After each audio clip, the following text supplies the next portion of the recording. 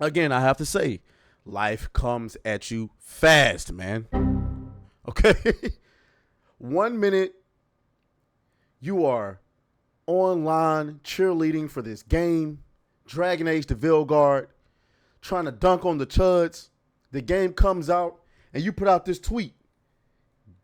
Get woke. It's supposed to say get woke. Get woke. Go brrr, top the charts. Griff, griff, griff, griff, griff, griff, griff, griff, griff, griff. And then the next minute, you got to delete the tweet and write this article.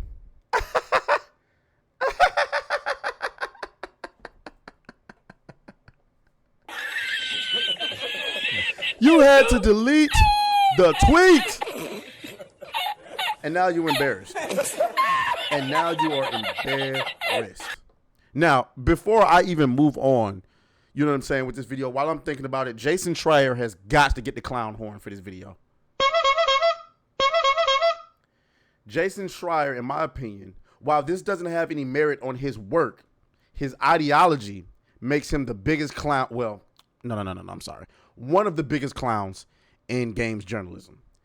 You can't deny his work. I don't ever want to disrespect Jason Schreier's work because a lot of the things that we know about what's happening behind closed doors, we only know because of Jason Schreier. So I want to be very clear. I don't like Jason Schreier. I think he's a complete and utter ideological moron. Okay. However, his work cannot be questioned. Maybe biased. I haven't seen it, but cannot be questioned. In the meantime, though, so if you guys recall, Dragon Age the Vilgard was revealed to the world early last year. Nobody liked it. It looked gross. It looked like Fortnite. It was just not what we were looking for. Not what we waited 10 years for. Okay. Then the game released, and people were trying to dunk on the quote unquote chuds, saying that they got 80,000 players on Steam. And to be honest with you, that's a respectable number for most games. Not a game that's been in production for 10 years, though. I don't care what you say. Not a game that's as legendary as the Dragon Age franchise. Okay? All right? Now, I was going to go into this article where he talks about the inside the Dragon Age debacle that gutted EA's BioWare studio. I wanted you guys to remember that it was my boy Smash JT who reported that BioWare was close to shutting down Edmonton Studios. They instead restructured, and everybody was calling Smash JT a liar, and then nobody came back and gave him the credit when it turned out that it was true. They didn't want to give Smash JT any credit, so they restructured in air quotes. But anyway, so I tried to go to this article from Bloomberg. Clearly, they want you to pay. You know, we're not doing that. We're not doing that. So shout out to our guy, Synth Potato. Okay, go give him a follow. Also, give me a follow. You know what I'm saying? GriffGod _ Griff. And he summarized all of the best points from the article, and we're going to go over it, okay? Jason Schreier has released a scathing article regarding what went wrong during Dragon Age the Vilgard's development. Let's talk about it, okay? Here are the highlights, all right? BioWare was under immense pressure to succeed after the failure of Anthem and Andromeda with the Vilgard to stay afloat. Yeah, okay. I liked Anthem. I'm not going to lie. I played 300 hours of Anthem. Don't judge me. But that game was bad. I would never try to convince you that that game was good. Okay. Andromeda, I believe I downloaded it, tried to play it. I just wasn't into it. I didn't get into, and I got to admit, I didn't get into Mass Effect until they made the remaster. And oh my God, I cannot believe I missed out on that as a child. I can't believe it. But anyway, let's keep going. Original concept, codenamed Joplin, was a smaller single-player experience. EA forced a pivot to multiplayer live service format. Okay, codename Morrison in 2017. I can believe that. Remember, EA does not believe in single player games. They don't. They want games that can keep pumping out money. Creative director Mike Laidlaw resigned over the shift. Okay, Matt Goldman replaced him and aimed for a lighter, pulpy tone fitting for online gameplay. What does pulpy mean? Let me look that up. Okay, I'm black. Give me some grace. Pulpy.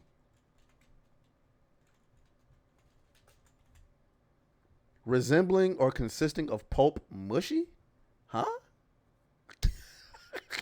What? What the fuck? Okay, I guess. All right, Anthem's failure in 2019 raised internal doubts about repeating mistakes. Whew, I know that's right. I know that's right. You know what I'm saying? Pandemic disruptions and leadership resignations further complicated development. Sound about right. In 2020, the project was abruptly pivoted back to a single-player game without proper pre-production. Holy. So that means they had 4 years to remake whatever the hell they had made up until that point. Team was given just 18 months to overhaul structure and rewrite the story. God damn. God damn. God damn. Tight timelines led to rushed decisions and a lack of meaningful choice in the gameplay. Well, there it is. That's why your choices mean absolute dick in that game. It doesn't matter what you choose, your choices mean absolute dick in that game. Okay? Multiple delays didn't allow redesigns, just extensions of flawed structures. I bet. Feedback from alpha testing in 2022 pointed to a lack of impactful narrative decisions. That's pretty much a repeat of that other bullet point. Last-minute attempts to reintroduce meaningful choices were shallow and constrained. BioWare brought in a second team from the Mass Effect project in 2023 to help finish the game. Cultural clashes arose. Dragon Age team was laid back. Mass Effect team was top down and structured. That sounds about adjacent to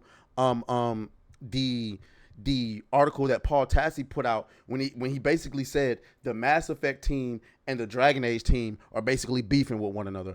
How that fucking works, I don't understand, but this pretty much corroborates that story. So again, like I said, I will never disrespect his work or Paul Tassi's work. They might be a little bit biased, but I will never disrespect their work. Mass Effect leaders rewrote and added new scenes, including the game's emotional finale. Dragon Age leads were frustrated, denied similar resources, and excluded from key meetings. Long-standing resentment emerged over EA favoring Mass Effect internally. Original multiplayer version's snarky tone felt outdated. Concerns it would resemble Forspoken led to last-minute dialogue rewrites. And it sounded worse than Forspoken. Well, let me not say that. I didn't play Forspoken after all of the backlash. Voice actor strike and overtime demands hindered these changes. Damn, I didn't even think about the voice actor strikes. Initial trailer looked like Fortnite alienating the RPG fan base. That's a fact. Marketing failed to properly convey the game's actual tone and genre. BioWare's future. BioWare contributes around 5% of EA's annual revenue. EA primarily profits from sports and shooter games. Analysts say EA may continue supporting BioWare due to the potential payoff of hit RPGs. However, its long decline raises real questions about whether EA will ultimately shut it down. All right. Analyst Doug Cruet says, if they shuttered the doors tomorrow, I wouldn't be totally surprised. You and me both. Yeah, it seems like this game's development was a disaster. Oh, yeah, that's what the original post. So there you go.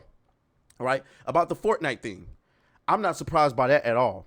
I believe while Fortnite definitely helped the industry in a lot of ways, it also hindered the industry because people saw, like, I remember seeing that Fortnite brought in $80 million in one month. I remember seeing that. Okay. And I believe that a lot of game developers decided, you know what, fuck all the graphics, fuck all the, these complicated art style. Let's just do our version of our game in a Fortnite looking aesthetic. And it doesn't work for everybody, and it certainly doesn't work for Dragon Age. I'm sorry. I don't care what you say. It doesn't work.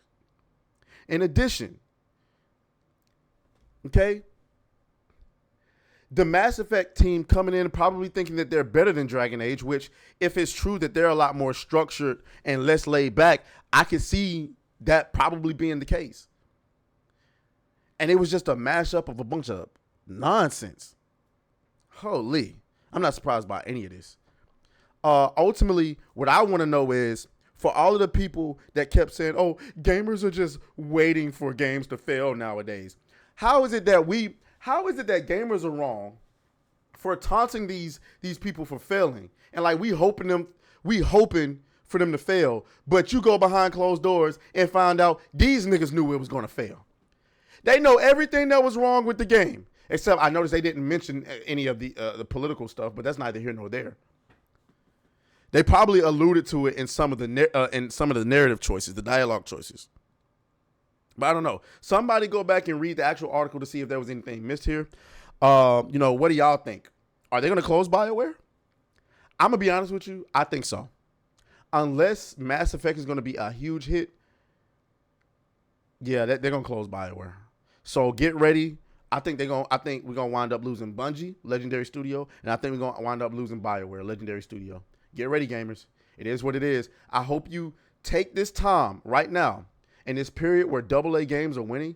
Take this time to emotionally detach yourself away from these historic studios and start just attaching yourself to to the best games that you like. Because these legendary studios are about to go by the wayside. Y'all let me know what y'all think down in the comments. As always, may the griff be with you. Make sure you like the button. Subscribe to the... leaving the bye. nigga essence in the air. Them happy, nappy head niggas with the fingers on the trigger. Don't trust them new niggas over there. Don't trust